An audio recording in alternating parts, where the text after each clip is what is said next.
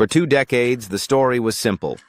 China's economy grows at 8% per year, every year, like clockwork.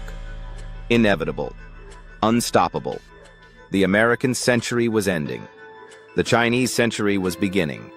Investors, politicians, and economists built their entire worldview around this assumption. And then something changed. In 2021, Evergrande, China's second-largest property developer, defaulted on $300 billion in debt.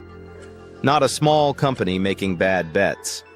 A cornerstone of the Chinese economy collapsing in slow motion. The Chinese government's response? Silence. Then denial. Then controlled demolition. No bailout. No rescue. Just letting it fail. This wasn't supposed to happen. China doesn't let systemically important companies fail. The Communist Party controls everything. They would never allow chaos. Except they did, because they couldn't stop it. Here's what most people still don't understand. The China growth story, the one that dominated global economics for 20 years, is over. Not slowing down. Not transitioning. Over. The 8% growth is gone. The investment boom is finished. The property market that created more wealth than any economic phenomenon in human history is collapsing. And the official statistics? They're hiding the single largest economic restructuring since the Soviet Union collapsed. Today, we're going to deconstruct the China miracle. We're going to show you what the numbers really mean. And we're going to explain why the next decade of Chinese economics will look nothing like the last two. Because the juggernaut has stopped. Most people just haven't noticed yet. Let's start with the number everyone knows. China's GDP growth. For nearly 30 years, China reported GDP growth between 6% and 10% annually. Even during the 2008 global financial crisis, China claimed 9% growth. During COVID, when every major economy contracted, China reported positive growth. This seemed miraculous, until you understand how Chinese GDP statistics are constructed. Here's the uncomfortable truth. Chinese GDP numbers are set by political targets first, then data is collected to match those targets. This isn't conspiracy theory. This is openly acknowledged by Chinese officials. Premier Li Keqiang once said he didn't trust GDP statistics and instead looked at electricity consumption, rail cargo, and bank loans. That comment became famous as the Li Keqiang Index, a more reliable measure of Chinese economic activity than official GDP. What does the Li Keqiang Index show? Growth has been much lower than official statistics for at least a decade. During periods when China claimed 7% growth, the Li Keqiang Index suggested 3 to 4%. Sometimes lower. But it gets worse. Even the Li Keqiang Index has become unreliable because the Chinese government figured out people were using it and started manipulating those statistics too. So how do we know what's really happening? We look at what the Chinese government does, not what it says. In 2023, China stopped publishing youth unemployment data. Not because the methodology changed. Because youth unemployment hit 21% and rising. And the government didn't want that number public. Think about that. In the middle of what's supposedly a strong recovery, 1 in 5 young Chinese people can't find work. That's not 8% growth. That's not even 3% growth. That's an economy in serious trouble. China also stopped publishing data on foreign investment flows, consumer confidence surveys, and detailed property market statistics. When governments stop publishing data, it's because the data is bad. But let's look at what we can still measure independently. Foreign direct investment into China, money that foreign companies invest in Chinese operations, has collapsed. In Q3 2023, it turned negative for the first time in decades. Foreign companies aren't just slowing investment. They're pulling money out. Chinese consumer spending, which you can estimate from retail sales and consumption data, has been weak for years. Even as the economy supposedly grew 5 to 6%, Chinese households were saving more and spending less. This is the opposite of a healthy economy. In a growing economy, consumers feel confident enough to spend. In a contracting economy, they hoard cash because they're worried about the future. Chinese stock markets tell the same story. The Shanghai Composite Index is lower today than it was in 2015. Despite nearly a decade of supposed economic growth, Chinese equity markets have gone nowhere. Compare this to the US, where stock markets have roughly tripled over the same period. Or India, where markets have quintupled. If China's economy is really growing at 5 to 6% annually, why are Chinese stocks dead money? Because investors who can see the real economy, not the official statistics, don't believe the growth story. The property apocalypse, 430,010 call. Now let's talk about the sector that created the China miracle and is now destroying it: real estate. Here's a number that should terrify anyone invested in Chinese economy. 70% of Chinese household wealth is in real estate. Not 30% like in the US. Not 40% like in Europe. 70%. Chinese families have almost all their savings tied up in property. For one simple reason: it was the only investment that consistently went up. The stock market was volatile and manipulated. Interest rates on savings were below inflation. Capital controls prevented investing abroad. Property was the only reliable wealth-building tool. So everyone bought property, not just for living, for investment. Chinese families would buy 2, 3, 5 apartments, not to rent out. Rental yields were terrible, just to hold as stores of value. This created the largest property bubble in human history. China built more housing in 20 years than the US built in its entire existence. Entire cities were constructed and remained empty. Ghost cities became a meme, but the scale is almost incomprehensible.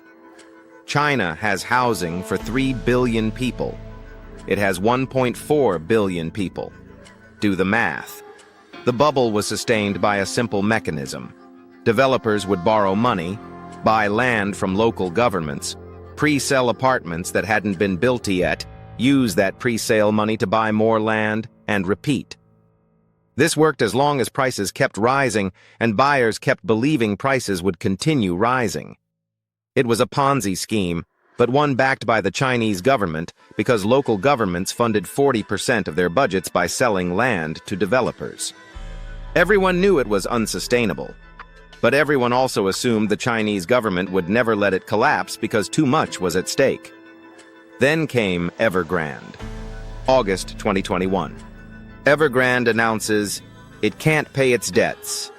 $300 billion in liabilities. Obligations to finish 1.6 million already sold apartments. Millions of Chinese families had paid for homes that might never be completed.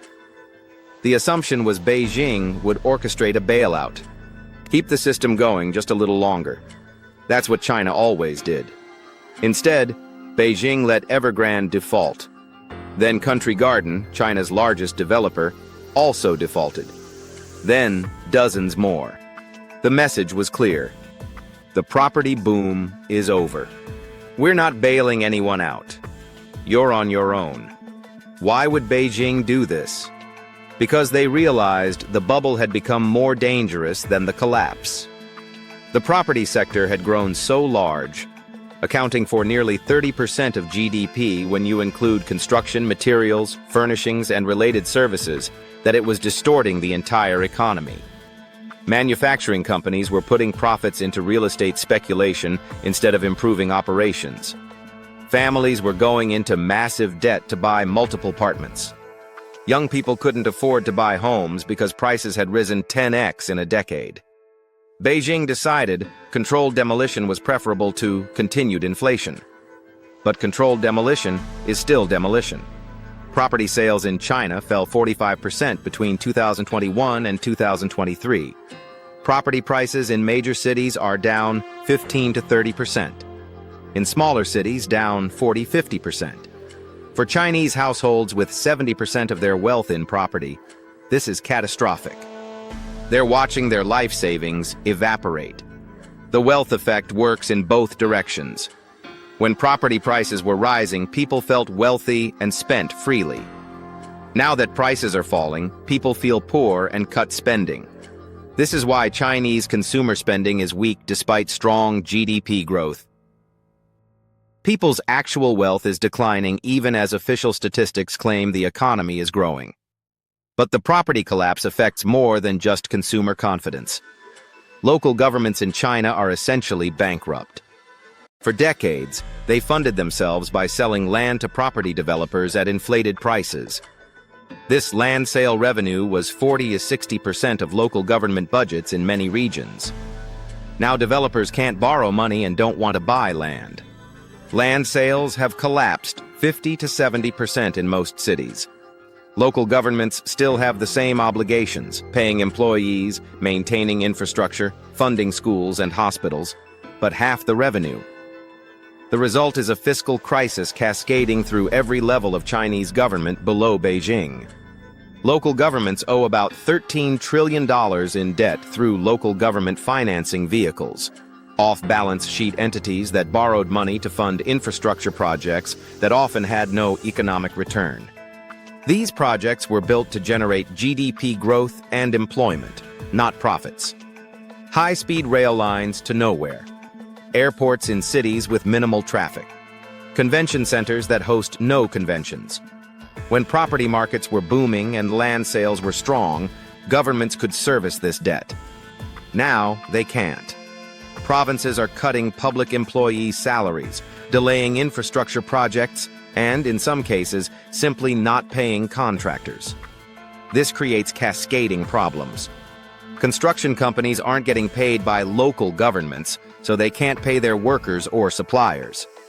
Workers aren't getting paid, so they cut spending. Suppliers aren't getting paid, so they cut production. This is a deflationary spiral, the economic death spiral that's almost impossible to escape. Banks are at the center of this crisis. They lent to property developers, local governments, and the companies that supplied them. All of these borrowers are in trouble simultaneously. Official non-performing loan rates for Chinese banks are around 2%. Independent analysts estimate the real rate is 15 to 20%, potentially higher. If that's accurate, Chinese banks are sitting on $3.5 trillion in bad loans that haven't been officially recognized. The Chinese government could force banks to keep lending to insolvent borrowers. That's what Japan did in the 1990s.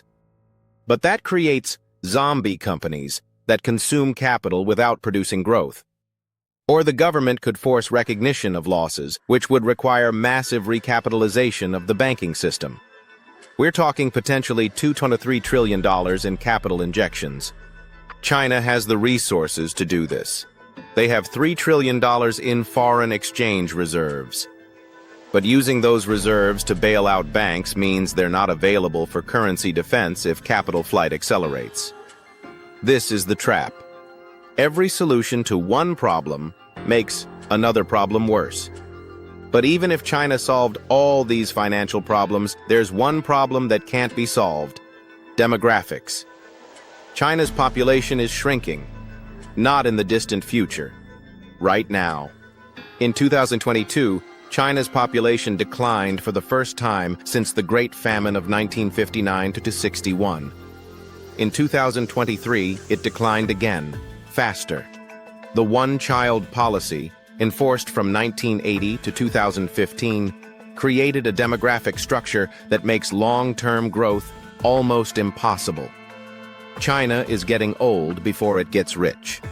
The median age in China is now 38.4 years and rising rapidly. By 2050, it will be over 50. Compare this to India, where the median age is 28, or the United States at 38.5, but with immigration keeping it relatively stable. An aging population means fewer workers supporting more retirees. It means lower consumption because old people spend less than young people.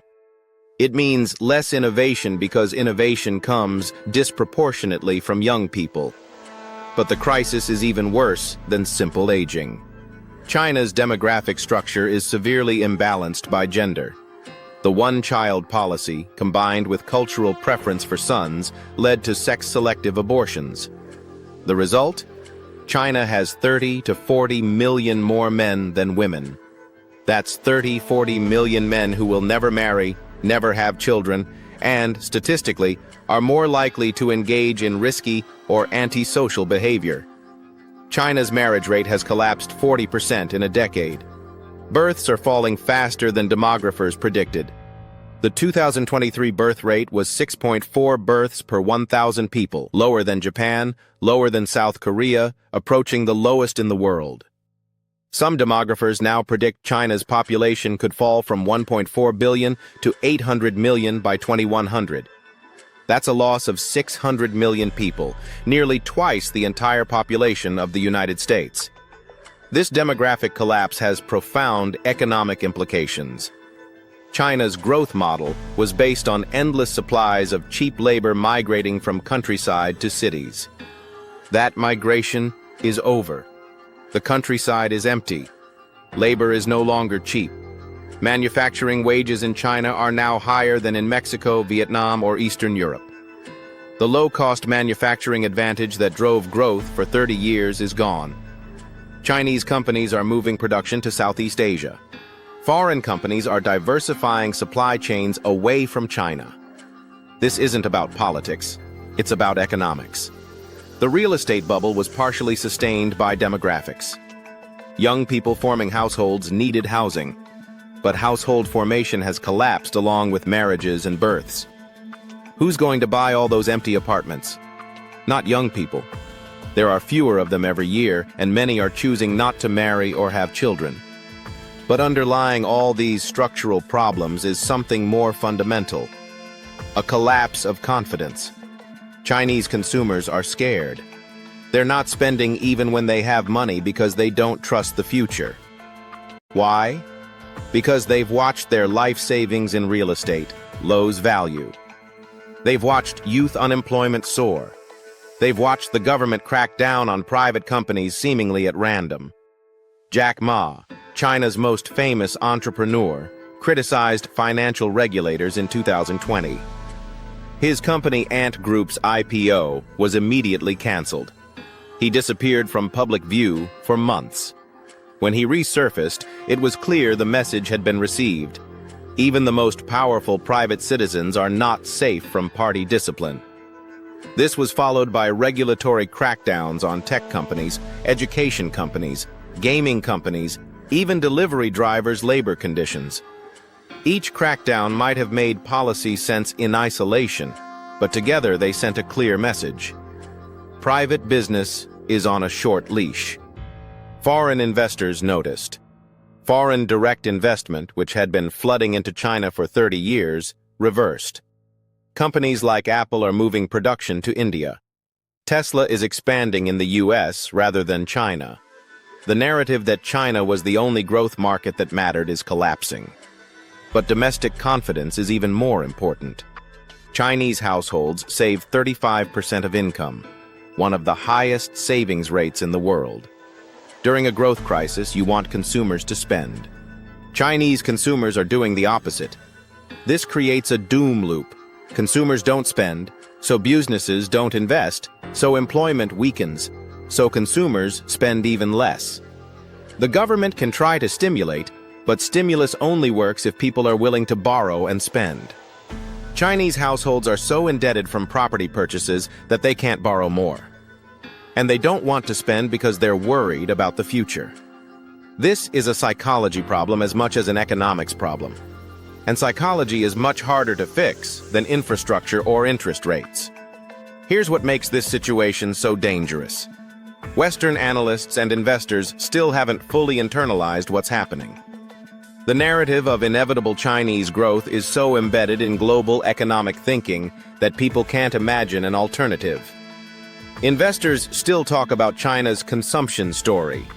The idea that as Chinese consumers get wealthier, they'll drive global growth.